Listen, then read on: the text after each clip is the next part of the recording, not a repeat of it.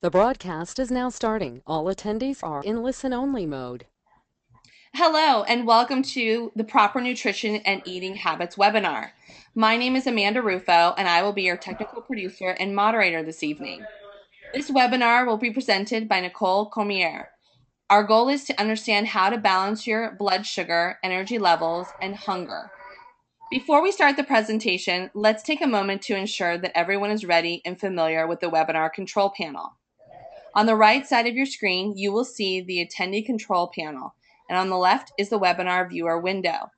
This viewer window will display the presenter's screen when the webinar begins. The control panel will be minimized or expanded by clicking on the horizontal double arrow button in the upper left corner. Minimizing the panel allows a better view of the presentation. Take a moment to practice. There are a few features of the control panel that the attendees should know. First, be familiar with your raise your hand button. The button is virtually located along the left side of the control panel. It allows you to virtually raise your hand if you have a question or if you want to respond to a question being asked by the presenter. Click this button to raise your hand now.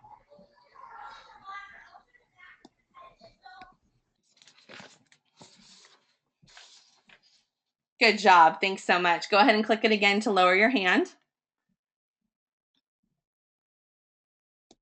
Another important feature of the control panel is the questions pane. To submit a question, type it into the question box. These may be questions related to the presentation or technical questions related to the GoToWebinar system.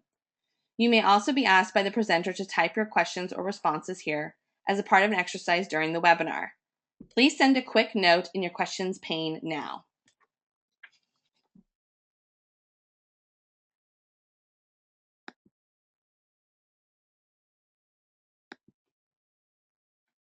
Great job. Questions can be submitted at any time. These will be monitored and we will try to respond quickly if we see something that shouldn't wait until the question and answer period, such as making a clarification. During the webinar, you may be asked to respond to a polling question or survey. Please take the time to participate as your input or ideas are valuable to the group. This webinar is being recorded and the online archive will be available to view on the CAPA website in approximately 2 weeks. So let's go ahead and get started. So I'm going to hand the microphone over to Nicole. Thank you for joining the Proper Nutrition and Eating Habits presentation tonight.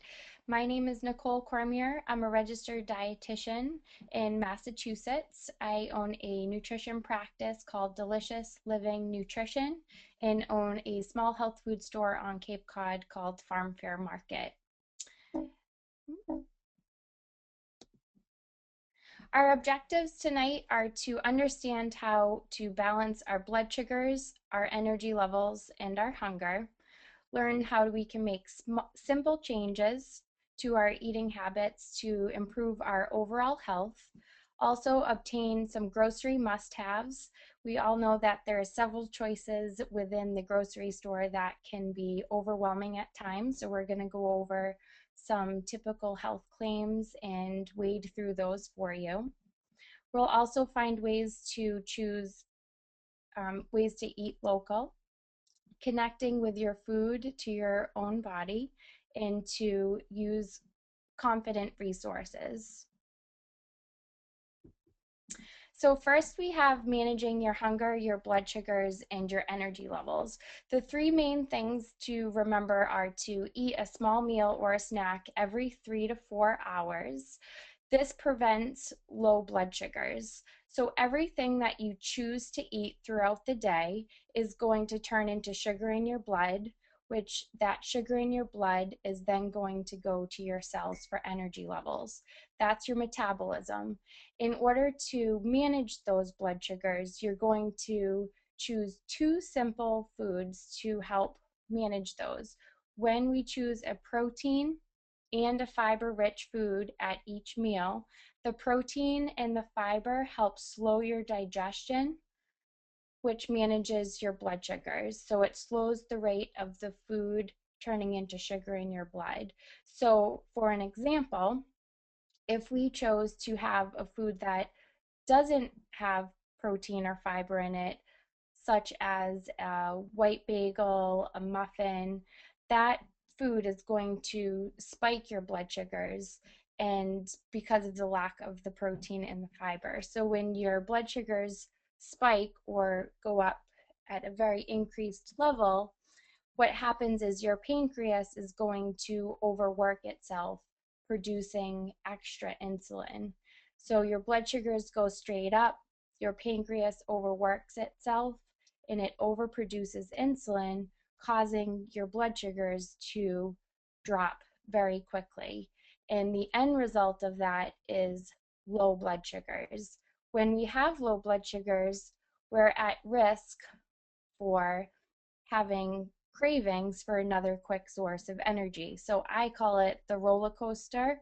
So your blood sugars spike up and then they go right back down again, and then your body's craving another quick source of energy, and you keep going through this cycle throughout the day. And you might feel that pretty dramatically in your energy levels and especially in your hunger throughout the day. It can also be related to the sugar cycle. So whenever you're ingesting sugar, your body's going to release hormones, the same hormones as if you were running away from a tiger, such as adrenaline. And there's typically not a tiger in the room, so we don't need those hormones. But when we take in too much sugar, those hormones are released, and those hormones also trigger your pancreas to overproduce insulin, leaving us with low blood sugars and then craving more sugar. So we get ourselves into a sugar cycle. And a lot of times my clients will mention that they feel like they actually have an addiction to sugar, but really your body is in a physical state of craving more quick sources of energy because in the first place you gave yourself those quick sources of energy, and then it's not really giving your body what it's actually looking for. And so now we know that your body's looking for that protein and fiber rich food at each meal to balance your blood sugars, slow your digestion. So you're going to end up feeling fuller for a longer period of time. And however, so going back up to the first one, eating a meal or a snack every 3 to 4 hours, that's extremely important. So if we choose a food that doesn't have protein and fiber in it, we're going to end up with low blood sugars, therefore craving another quick source of energy. But if we go longer than 3 to 4 hours without eating, you're also going to end up with low blood sugars, and you'll feel a little bit more ravenous. And when we go longer than the 4 hours, and the most typical time that we tend to do this, or my clients experience this, is in the afternoon. It's typically the most challenging time for us. And so if you go longer than 3 to 4 hours, your blood sugars are going to drop, and you might walk in from work at home and see and feel ravenous, where your problem solving skills have kind of just flown right out the window. And you feel like you have less control over your food choices because your body again is looking for another quick source of energy. So those are the two main things to take away from today. Is the best way to manage your hunger, your blood sugars, and your energy levels is to not go longer than 3 to 4 hours without eating, and then always choose a protein and a fiber rich food at each of your meals. In order to give your body all of the vitamins and minerals that it needs, we also want to choose a variety of proteins, including plants. So there's 3 places that protein comes from. We do have our animal proteins, but we also want to think about our plant proteins, and dairy is also a protein. You don't need all 3. You can, depending on your preferences, but plant proteins are extremely important because they have a lot of vitamins and minerals that your body is really searching for, to utilize throughout the day in order to turn over your cells and support your organs to function properly. So we have 3 places that protein comes from: our animals, our plants, and our dairy. basically anything that is at least 7 grams of protein. So when you're looking at your food, you can start looking at it for a purpose. So if you're looking down at your plate and you're looking at beans, you can say, the purpose of this food is for protein. And then the fiber sources are going to come from your vegetables, your fruits, and your grains. So there's 3 places protein comes from, and there's 3 places that fiber comes from. And so starting to just look at your food in that fashion, not having to measure, but just being able to identify, well, the purpose of this food is for protein, the purpose of this food is for fiber, and you're automatically practicing mindful eating and just saying that simple sentence. So those are the basics of managing our hunger, our blood sugars, and our energy levels. So moving on to exploring protein and fiber and how we can lay it out throughout our day. We do want to, again, not go longer than 3 to 4 hours without eating. So you'll see on the screen we have breakfast, snack, lunch, snack, and dinner. And it's a great idea if you ever have used a food journal or a notebook of any kind, just to simply write down what are the timings of your meals. Trying to eat somewhere between 45 minutes after waking up in the morning is a great idea. Starting the day off with drinking lots of fluid is very important. It turns your body on and turns your cells on. It's not a great idea to get up first thing in the morning and start drinking coffee, because caffeine or coffee is an appetite suppressant, so it's not actually going to start your metabolism. So drinking water first thing in the morning is perfect. Then you can enjoy your cup of coffee, and hopefully within 45 minutes start enjoying your breakfast. So you'll see breakfast, protein and fiber in parentheses. That is where your fiber is coming from. So you have your whole grain and your fruit fiber in the morning. Then mid-morning, so within 3 to 4 hours after breakfast. So for an example, if I woke up around 7 a.m. And had breakfast between 7:30 and 8 a.m., I might want to have snack somewhere around 10 a.m. And just to bridge the gap between breakfast and lunch, just having fiber, or I recommend to my clients a piece of fruit, is a great idea. You're getting everyone should try to have at least 2 to 3 fruits every day. And if you get the first 2 in the morning, first thing, you already have met your requirements for fruit for the day. So I do like to keep things very simple, but your body is taking a lot of vitamins and minerals from that fruit in the morning. So it's much more important to put the energy and the focus into getting your fruit in the morning versus taking your vitamins in the morning, because it's technically the same thing, but better because it's coming from a whole food, and your body knows what to do with those vitamins and minerals a lot better. They're readily absorbable for your body to put into practice. So fruit between breakfast and lunch is perfect. And then at lunch is a great time to start having your vegetable servings for the day. So at lunch we have protein and fiber, and in parentheses, that's where our fiber is coming from, our vegetables and whole grains. Whole grain it depends on what your individual goals are. I always tell my clients that a whole grain at breakfast is definitely required, or a really great idea to include into your breakfast. However, throughout the rest of the day, it's really up to you. Whole grains at lunch and whole grains at dinner are optional. You should definitely try to have between 2 and 3 grains per day. But where they fall can you have some flexibility there. So protein and fiber at lunch with a vegetable and a whole grain as the fiber. Afternoon snack, like I mentioned before, it's really a challenging time for some of us to manage our blood sugars during that specific time. So it's extra important to have your protein and fiber at that time. And that's where you can include vegetables into your afternoon snack. You could include fruit or a whole grain to bridge the gap between lunch and dinner.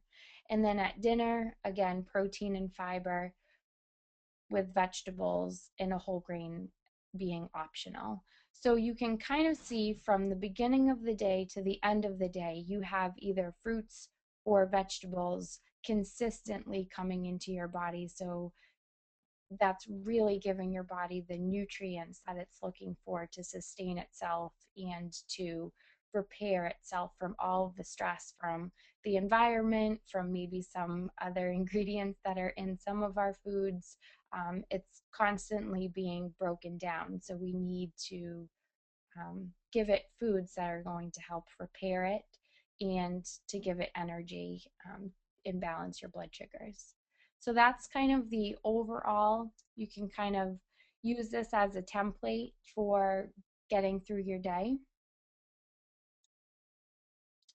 This is a chart that I use with my clients specifically for breakfast. And I use this chart with 4-year-olds to 90-year-olds. And the great thing I love about it is very simple.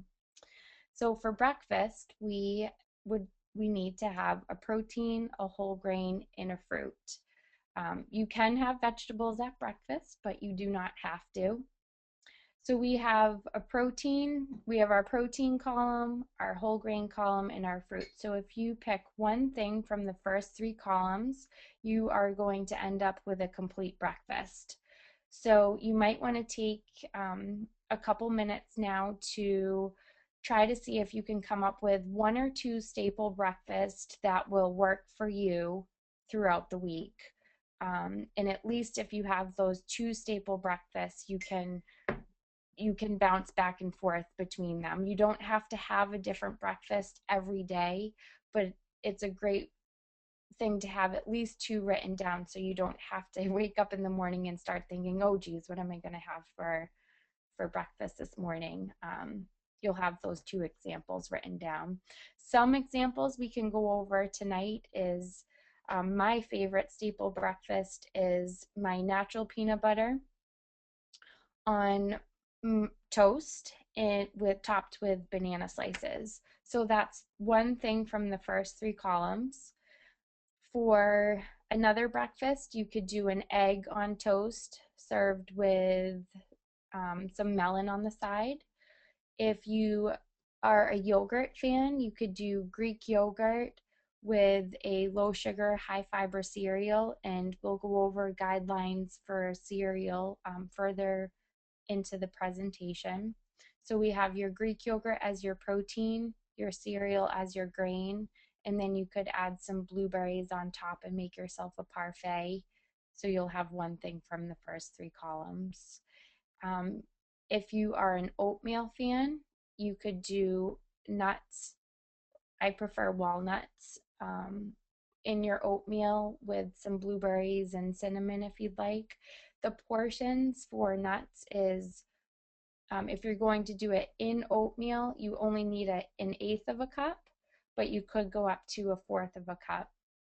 And oatmeal, the serving size is a 1/2 a cup cooked. And blueberries, I try to recommend my clients to have at least 3/4 of a cup to get all of those antioxidants and the good things they have to offer. So hopefully you've come up with 1 to 2 staple breakfasts that you can utilize throughout the week, choosing one thing from the first 3 columns. I do want to mention a couple things about eggs. If you are going to buy eggs in the supermarket, it's a great idea to at least choose the cage-free eggs. If you have access to farm fresh eggs, it's a great idea to purchase those farm fresh eggs. They're going to be a lot fresher.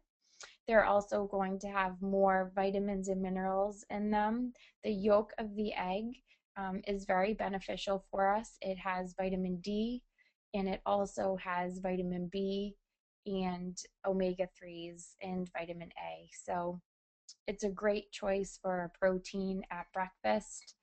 And the farm fresh eggs are going to have a lot higher level of those vitamins versus the store-bought eggs.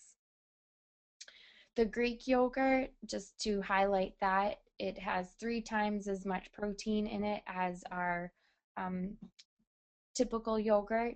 And we do want to be careful of some of the yogurts in the grocery aisle. Sometimes the aisle can be pretty scary. So we want to look for, because the purpose of yogurt is a protein, because it's in that protein column, we're looking for at least 7 grams of protein. So when you're looking at your yogurt, check for 7 grams, and you'll notice that several of the other yogurts only have 5. So it's not going to fill us up, and it's not going to balance our blood sugars as much as the yogurt that has more protein in it. So that's why choosing the Greek yogurt is a better choice. Almond butter or sun butter is a great alternative, especially if there's sun butter is made from sunflower seeds, and it's allowed in peanut-free zones, and so it's a peanut-free product. So if anyone has a peanut allergy, sun butter can be used in its place. Our natural peanut butter, going down the list, just to highlight a couple. Natural peanut butter is very different from our typical peanut butter. The one ingredient that you want to look for on your ingredient jar is hydrogenated oils. So hydrogenated oils means we have taken the fat molecule and we've added a hydrogen onto it, increasing its shelf life. But when we down the road, after we did some research about that, we saw its connection to heart disease. So hydrogenated oils actually increase your LDL levels, which are your bad cholesterol levels, and at the same time decrease your good cholesterol levels. So that's why choosing the natural peanut butter, so you'll see the ingredients only being peanuts and maybe salt. And then Nicole, nuts, if you're choosing nuts as your breakfast, making sure. Yes. we have a question if you have Yep. time for it. It's from Yes, Clara. I do. Okay, great. It's from Clara, and she says, Okay. "What's the best brand of Greek yogurt?" There's a couple different brands that I recommend. My favorite brand is the Cabot Whole Plain Greek Yogurt, and it's sold in medium-sized tubs or larger tubs. And the reason why I like the Cabot Whole Plain Greek Yogurt, it has a very nice texture to it, and you can do several different things with it. I tend to replace all of my sour cream dishes with it. I add a dip mix to the Cabot Whole Plain Greek Yogurt. I do recommend getting the whole versus the low fat. Our bodies do know what to do with fat, and it also can help us with feeling fuller for a longer period of time. So it's not best to always choose the low fat products. So Cabot is my #1 choice. The other one is the Fage, Fage, and that's another great brand. And then the most popular brand on the market, the most mainstream, is the Chobani. And it does have the fruit on the bottom, which is fine. You'll notice a lot of my clients get a little scared when they take a peek at the amount of sugars that are on yogurt labels. And the reason why is because yogurt is made from lactose, which is a natural sugar. So it's going to automatically have 12 grams of sugar listed on the label. And then if it has fruit added to it, that's going to contribute as well. So you want to look for the type of sugar. If it has, a lot more than 15 grams, you might want to make sure that there's not a lot of different names for sugar on the ingredients list. And so the fewer amount of ingredients, the better. is my typical go-to. I hope that answered your question.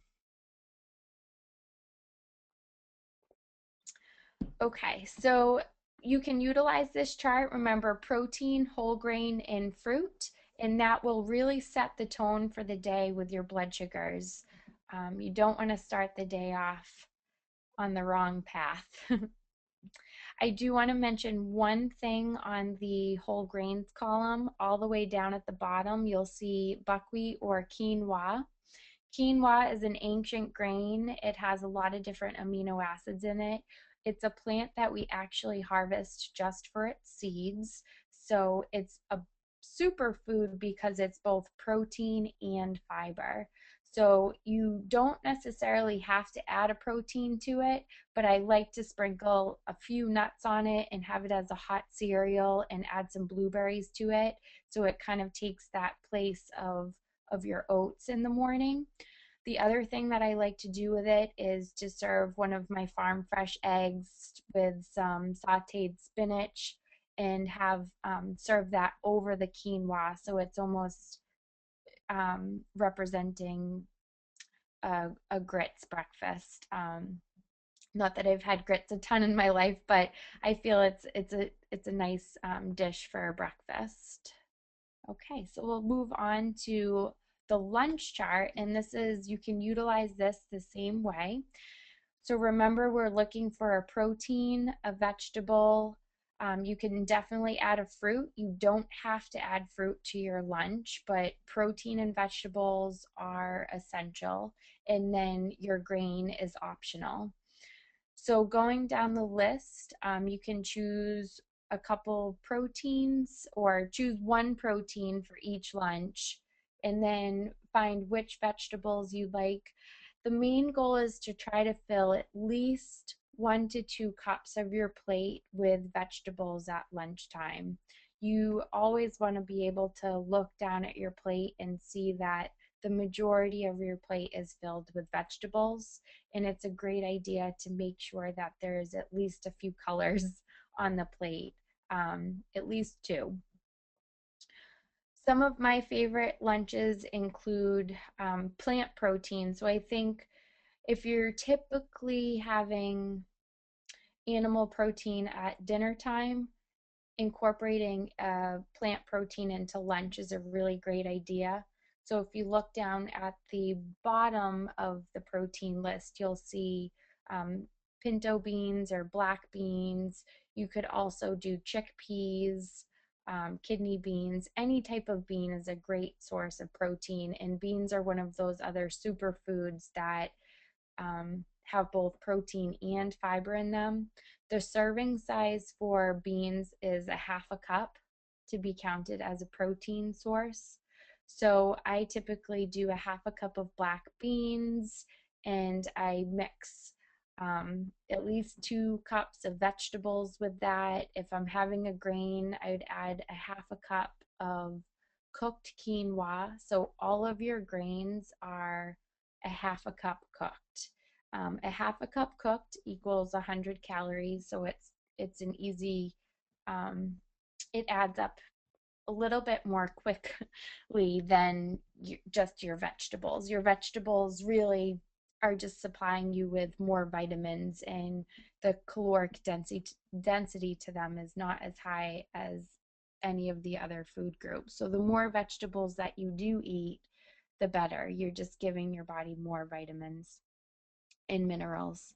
So that's my typical quinoa bowl with the half a cup of black beans, 2 cups of vegetables, and a half a cup of cooked quinoa. And that meal in particular is very easy. Another thing that you want to do when possible is think a little bit ahead. So if you were to cook a whole entire box of quinoa, when you have the time to, it's better to cook the big batch of it and then you can portion it into individual cup servings. In a couple mornings, you could use it as a breakfast cereal. A couple of days, you could incorporate it into your lunch, and you could make up these either glass Tupperware or or Tupperware, and just stack them in your fridge and you'll be all ready to go. So it doesn't have to take as long. You don't have to be a chef in the kitchen, but just learning how to put these different categories together can produce some creativity, and that can actually be a lot more fun, and it can also make things a lot simpler for you, especially if you don't have the time. Another one of my favorite lunches is using 2 tablespoons of hummus, and you could choose a wrap that you like and fill that wrap with lots of different vegetables of your choice, whether it's some baby spinach, some sprouts, red peppers, yellow peppers. If you had leftover roasted vegetables from the night before, you could throw those in there, and that would also be a complete lunch for you.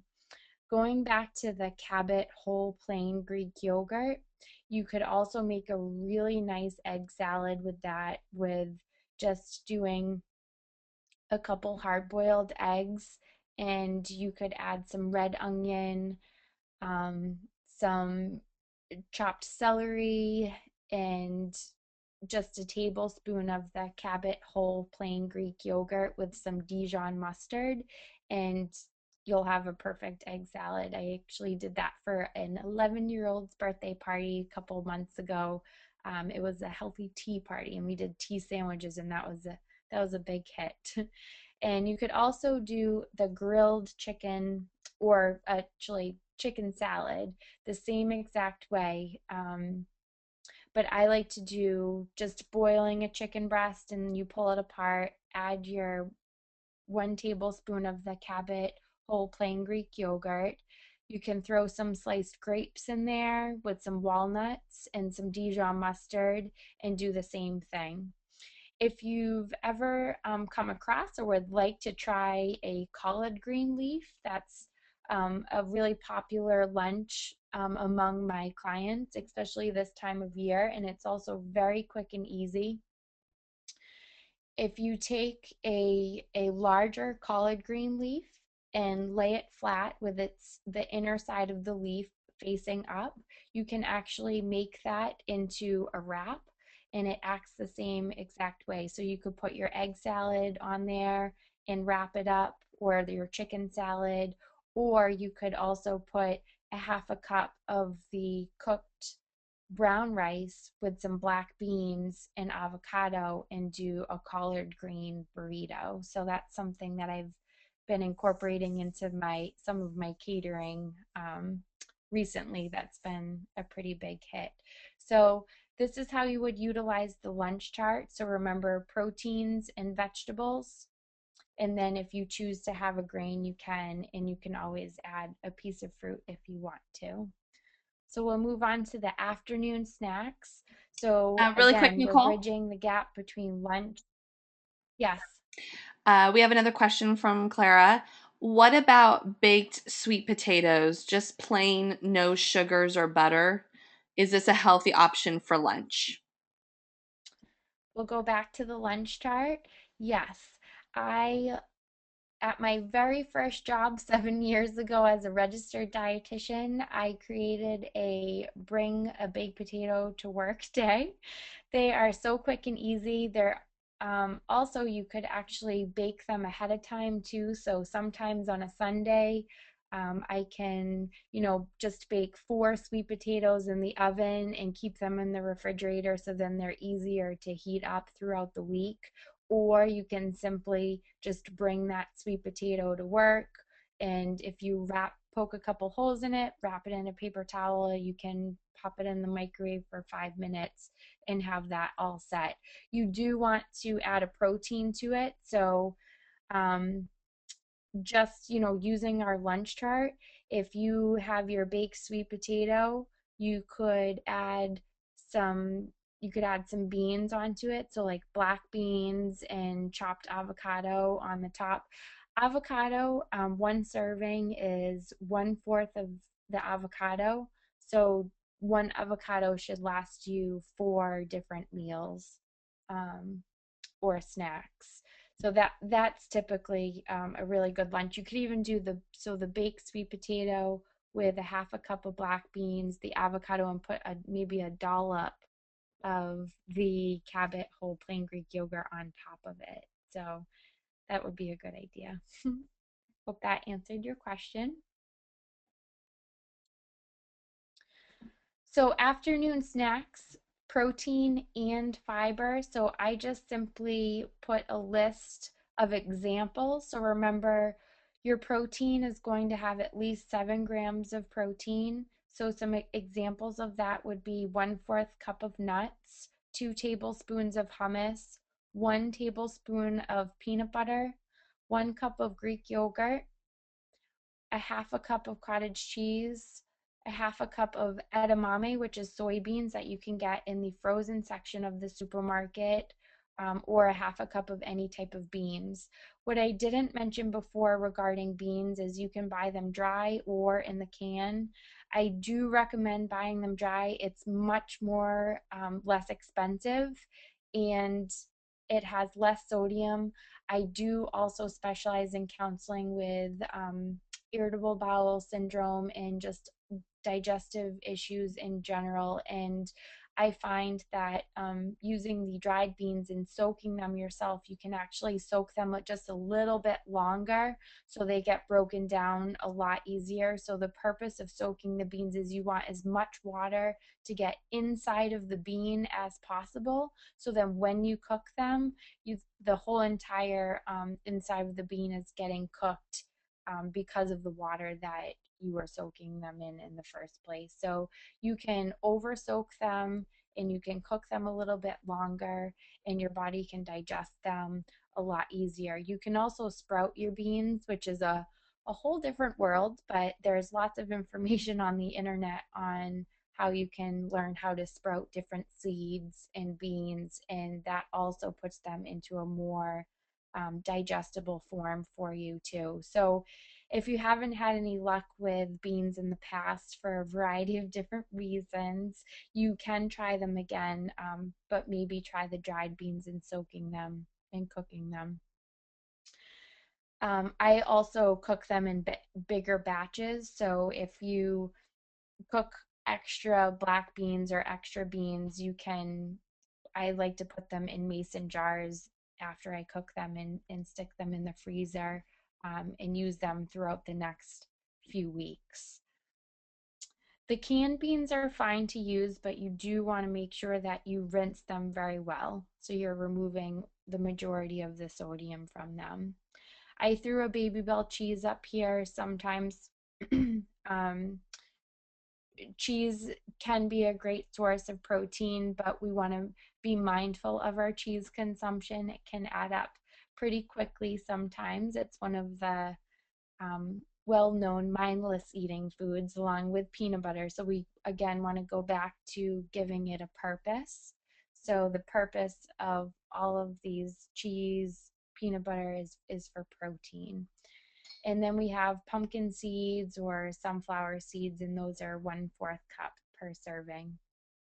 So what you want to do for your afternoon snack is pair protein with a fiber. And so for some fiber examples, on the right hand side, I have carrots, sugar snap peas, grapes, any type of berries, avocado. Avocado, a lot of my clients in the beginning are a little wary of avocados because of their fat content, but their fat content actually helps you absorb vitamins A, D, E, and K. So without that source of fat, we are actually putting our bodies at risk of being deficient in those vitamins. Avocados actually are the highest have the highest amount or density of fiber. There's about 12 grams of fiber per avocado, which is extremely high compared to a lot of the other fruits and vegetables. Celery, and then my two favorite crackers are the Akmat crackers. The Akmat crackers are wonderful. They've been around for a very long time. They're often very difficult to find in the supermarket. Um, you can find them typically in the regular cracker aisle next to the Wassa crackers. If you're looking for them, they have the fewest amount of ingredients and they have 4 grams of fiber per serving, and they're shaped in a a longer rectangle, perfect for spreading your protein on, whether it's going to be protein, the Baby Bell cheese, or hummus. Marigon crackers is a smaller circular cracker, and this is a gluten-free cracker, so it's a great choice to put out at parties with friends if anyone has a gluten intolerance or sensitivity. But they're also delicious as well, so they're a great choice.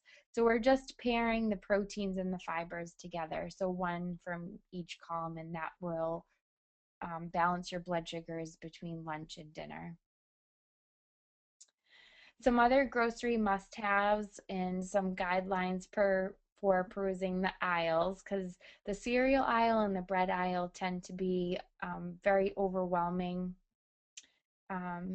It seems like those two aisles are both growing by the week sometimes. And some quick guidelines that you can use to build your confidence in your purchases is looking for on cereal that it has more than 3 grams of fiber and less than 6 grams of sugar. So just those two things you can glance at to make sure that your cereal fits these guidelines. For the bread guidelines, you want the first ingredient to actually say the word whole. You want there to be more than 3 grams of fiber, and you want there to be no high fructose corn syrup present. So a couple brands that I do recommend, one of the brands is called Borowski's. That's Borowsky. It's just a very good quality brand and a go-to, especially if you are feeling overwhelmed with choosing one of the breads. You can start with that one. The other bread that I recommend is on the right-hand side, and it's down towards the bottom, and it's called Ezekiel sprouted grain bread. Sprouted grain bread is not gluten-free. It's still from a wheat berry, but they had soaked the wheat berries in water first, allowing it to sprout, and then they grind it up, so it never reaches that flour consistency. So it tends to help you feel fuller for a longer period of time, which helps manage your blood sugars. Starting up at the top of the list, a great cereal choice that fits the guidelines, has less than 1 gram of sugar and a lot of fiber, is the Uncle Sam cereal. And the Uncle Sam cereal it's a little puffed wheat berry, and it also includes flaxseed. It's similar to a Rice Krispie, but it's a much darker in color, so it's a small, um, darker brown puffed cereal. Quinoa we mentioned before, and you can get that in the rice aisle. They have um, red quinoa and white quinoa, and sometimes in the supermarkets you'll be able to find black quinoa as well. And it is a superfood. It's a both protein and fiber. You cook it just like rice over the stove. Sometimes you can also find it in the health food aisle. So if you can't find it in the rice aisle, definitely check out the health food section of your supermarket. It will most likely be in that section.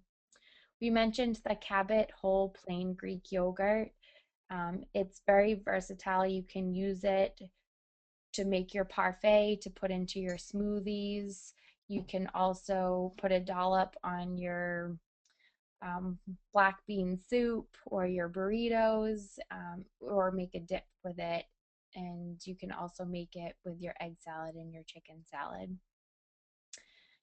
The Akmak crackers and the Marigon crackers we had mentioned, and then down at the bottom I threw in the Kashi frozen meals, and I think it's always great to have some type of tool in our freezer for those times where we didn't get a chance to plan ahead, and they can be a really great go-to and a backup for you, where you can have a Kashi frozen meal for your protein and your grain, and then you definitely want to add at least a cup of vegetables to that, in order to complete the meal, and you'll get a pretty full bowl, very satisfying for your lunch or your dinner.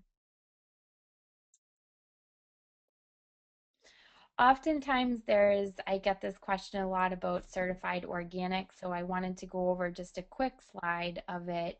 And the benefits of being certified organic, because when we're going into the grocery store, we're seeing a lot of certified organic products, but it doesn't necessarily mean that they're a protein or a fiber. So we want to always keep that in mind to make sure that we're eating for a purpose. But when you do choose certified organic, you are getting a GMO free product. You are there was no synthetic fertilizers, no synthetic pesticides or herbicides, but they might be using a variety of different other fertilizers.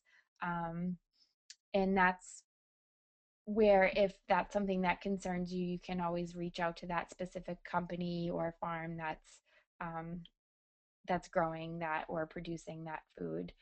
The one thing to just be aware of is when you are purchasing certified organic, it is still mass production, so it does have a larger carbon footprint, if you're comparing it to shopping local, and there's no direct relationship. So that's where, the next slide that I wanted to just go over quickly is, locally grown is always best. You have a smaller carbon footprint. You're getting more nutrients because that product was, picked sooner or closer to consumption.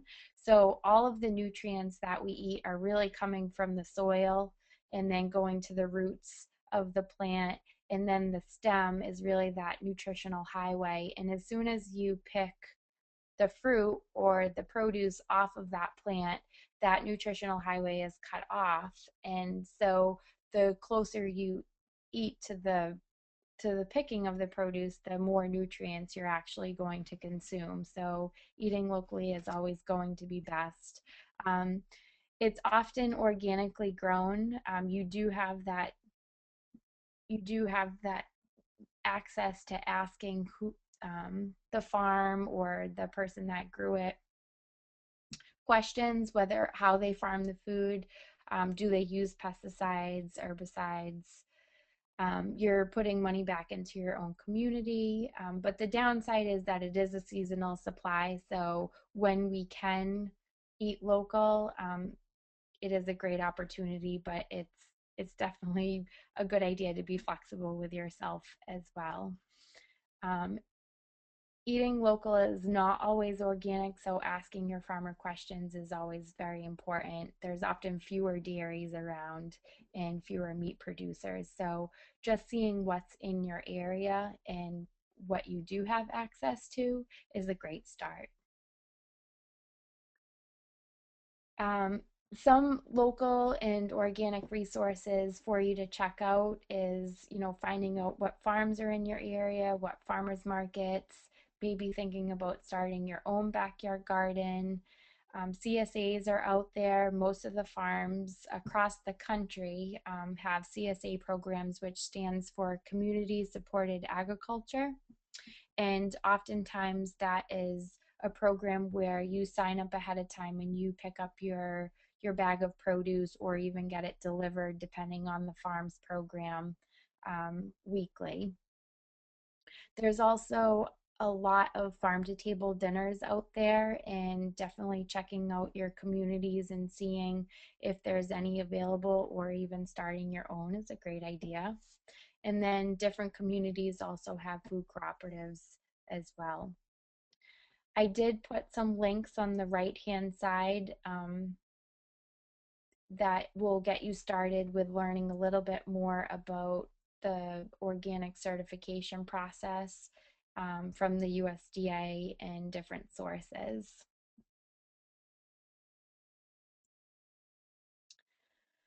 some really great solid resources out there to get you started with receipt, because we sometimes can feel bombarded with nutrition information that we are seeing on the news and in the media, and it's really great to have a few different resources that you can feel confident with. And a few of my favorite are the Nutrition Source that's provided by the Harvard School of Public Health. Some of my favorite documentaries are Genetic Roulette, which I actually just spoke on a panel for in Massachusetts at the Waldorf School of Cape Cod a couple weeks ago. Fresh is a great documentary, and King Corn is another really great documentary. And all three should be available either on YouTube or Netflix. The Nutrition Action newsletter put out by the Center of Science in the Public Interest is also a very inexpensive newsletter that you can sign up and you get it monthly. And my favorite nonprofit is the Environmental Working Group, and they are the nonprofit that puts together the Dirty Dozen. So each year our produce is tested for levels of pesticides, and then they create the Dirty Dozen list and the Clean 15. So you can easily go to the Environmental Working Group website. You can Google them. They have the Dirty Dozen and the Clean 15 available on their website, and then they also have it available as an app. If you going back to the left-hand side of the page, Genetic Roulette, there's also a wonderful app called the Shop No GMO app that is great. They also have a website that you can either print or order a little booklet of how to shop and make sure that you're not buying GMOs or genetically modified products.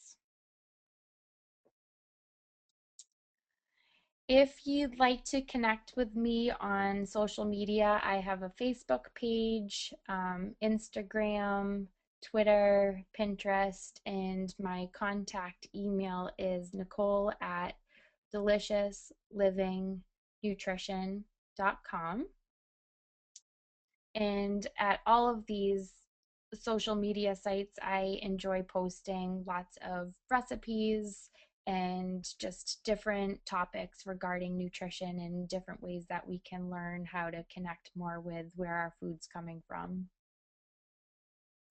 This is my radio brunch show, so you could go to radiobrunch.com and meet some farmers that I interview on a weekly basis. And then these are some of the books that I've written: The Everything Guide to Nutrition, 2001 Organic Smoothies and Juices for a Healthy Pregnancy, the $5 a Meal College Vegetarian Cookbook, and the Everything Healthy College Cookbook. And that is my presentation for tonight. So I'd like to open the presentation up now for any questions that the guests might have. Okay, I'm not seeing any questions coming in just yet, but that's okay because they have your contact information, so I know that you welcome their questions if they have any that come up as they're kind of processing the information. Okay. So thank you to our presenter, Nicole, for leading the session, and thank you for your participation today. Again, if you have any questions or comments about today's topic, go ahead and email Nicole at deliciouslivingnutrition.com. If you would like to be more involved in CAPA's virtual training and webinar programs, we would love to have you join our producer team. Please contact Karen Holmes at KKG headquarters for details. The benefits are excellent: the opportunity to support CAPA's webinar program and a front row seat at a great presentation. As we close the webinar, a survey will open on your screen. You will be prompted to respond to a few evaluation questions. Please take a moment to share your thoughts on today's webinar. Your feedback will help us shape future webinar training events. If you have any additional questions or comments whatsoever, please send an email to Karen Holmes, kholmes@kkg.org. Thank you, everyone, and have a good night.